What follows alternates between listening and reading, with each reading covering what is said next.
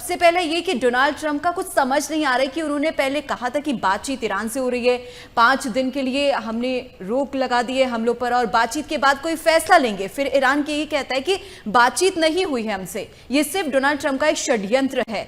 तो वहीं दूसरी तरफ बातचीत को लेकर एक और चीज सामने आई है कि किसी गुप्त तरीके से ईरानी नेता से डोनाल्ड ट्रंप लगातार बातचीत करे, अभी तक नाम रिवील नहीं हुआ है। तो इन दोनों बातों को आप कैसे देखते हैं? क्या इन दोनों बातों को लिंक किया जाए?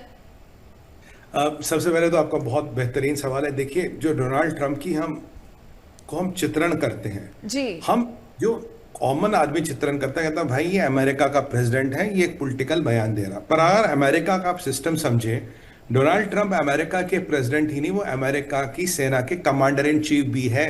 जी, सुप्रीम कमांडर ऑफ अमेरिकन सेना, वो वायुसेना हो, नौसेना हो या थल सेना हो, उसके डोनाल्ड ट्रंप कमांडर है। तो जब वो बोलता है तो एक बार तो वो कहते हैं ना, एक बार वो पॉलिटिकल लीडर की टोपी लगाता, अगले क्षण वो मिलिट्री कमांडर की तरह बोलता है।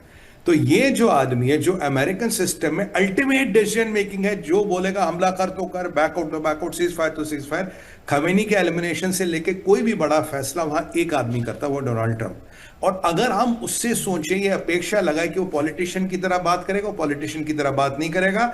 एक कहते हैं पल में तोला पल में माशा, अभी पॉलिटिशियन अभी कमांडर इन चीफ।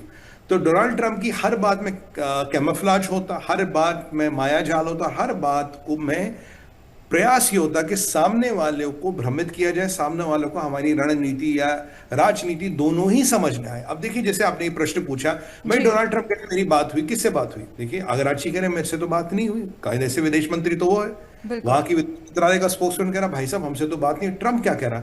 मेरी किसी लीडर से बात हो रही। अब देखिए परिस्थिति क्या है।